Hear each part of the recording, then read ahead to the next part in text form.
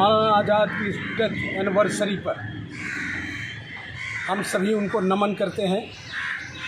हिंदुस्तान उनका ऋणी है कि मौलाना आज़ाद जैसी शख्सियत हिंदुस्तान में पैदा हुई और मुल्क की आज़ादी में एक ऐसा रोल पैदा किया कि हिंदुस्तान की सदियों सदियों तक आवाम उन्हें कभी भुला नहीं सकेगी। साथियों, मौलाना अबुल कलाम आज़ाद उस शख्सियत का नाम है जिसने अपने ज़िंदगी के खूबसूरत और हसीन पल इस मुल्क की आज़ादी के लिए दिया। न सिर्फ मुल्क को आज़ादी के लिए दिया बल्कि हिंदू मुस्लिम दोस्ती के लिए भी मौलाना आज़ाद को हिंदुस्तान की सरजमीन पर जाना जाएगा। आप सभी को जानकर हैरत होगी कि मौलाना एक ऐसे कायद, एक ऐसे लीडर थे जिन्हें पूरे तौर पर धार्मिक उलमा कहा जाए या सियासतदान कहा जाए या एक अच्छा पत्रकार कहा जाए या एक अच्छा साइंटिस्ट कहा जाए या एक अच्छा एजुकेशनिस्ट कहा जाए, हर चीज़ें मौलाना के लिए फिट होती थी।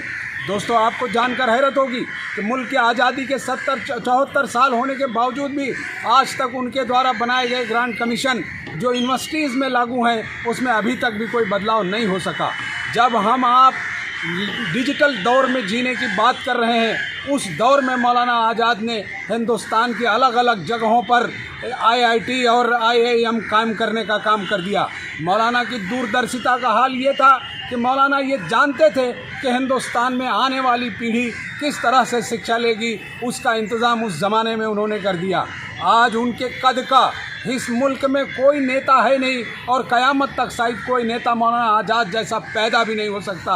मौलाना आज़ाद हिंदुस्तान की एक एक इंच ज़मीन से प्यार करते थे और उनका यह आलम था कि जब हिंदुस्तान पाकिस्तान का बंटवारा हुआ तो उन्होंने आज़ाद साहब ने बड़े ही मोहब्बत से हिंदुस्तान से जो लोग हिजरत करके पाकिस्तान जा रहे थे उनको रोकने का भी काम किया और मुल्क के लोगों को पैगाम दिया कि हिंदुस्तान की सरजमीन आपके लिए उतनी ही अकीदत और मोहब्बत वाली है जितना दूसरे के लिए है। उन्होंने लोगों से कहा कि ऐ लोगों, ये मुल्क तुम्हारा है, यहाँ की गंगा जमुनी तहजीब तुम्हारी है। तुम्हारे आबो अजदाद ने गंगा के नीचे उतर कर जमुना के साथ मिलकर जिस तरह से वज़ू करके नमाज़ पढ़ी, अजानें दी और तुम्हारे खानकाहें यहाँ हैं, तुम्हारी दरगाहें यहाँ हैं, तुम्हारे बुज़ुर्गों की बनाई हुई मस्जिदें यहाँ हैं, तुमको पुकार रही हैं लोगों, क्यों तुम हिंदुस्तान छोड़कर जा रहे हो। और उन्होंने ये भी कहा कि हिंदुस्तान एक ऐसा गंगा जमुनी तहजीब का देश है कि हिंदू मुसलमान दोनों के बगैर इस मुल्क की खूबसूरती बरकरार नहीं रह सकती।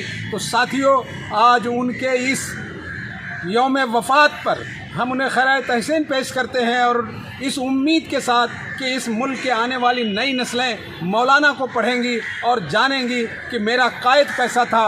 और ख़ास करके मैं मुस्लिम नौजवानों से कहना चाहता हूँ कि तुम जिस तरह से इस मुल्क में आज़ाद हो उसी तरह मौलाना आज़ाद की चीज़ों को पढ़ो। आप गूगल सर्च करो, उनकी किताबों पर रिसर्च करो और देखो कि तुम्हारे आबो अजदाद ने हिंदुस्तान में क्या नहीं दिया है। तुम्हें कभी शर्मिंदा होने की ज़रूरत नहीं है। मैं आज भी कहता हूँ कि ऐ लोगों, तुमसे बड़ा और कौन हो सकता है कि जिसका रहबर मौलाना आज़ाद था। और मौलाना आज़ाद की क़यादत में चाहे पंडित नेहरू रहे हों, चाहे मदन मोहन मालवीय रहे हों, चाहे दूसरे कायदीन इस मुल्क को आज़ाद कराने में रहे हों, लेकिन सबसे आगे अगर कोई था तो मौलाना आज़ाद थे। वो गांधी के भी उतने प्रिय थे जितना वो जवाहर के प्रिय थे। इसलिए इस मुल्क का जो धरोहर है उनमें मौलाना का एक बड़ा नाम है। मैं अपनी ओर से उन्हें श्रद्धांजलि पेश करता हूँ और देशवासियों से निवेदन करता हूँ कि आप मौलाना को पढ़ें और उनके रास्ते पर चलें। जय हिंद, जय भारत।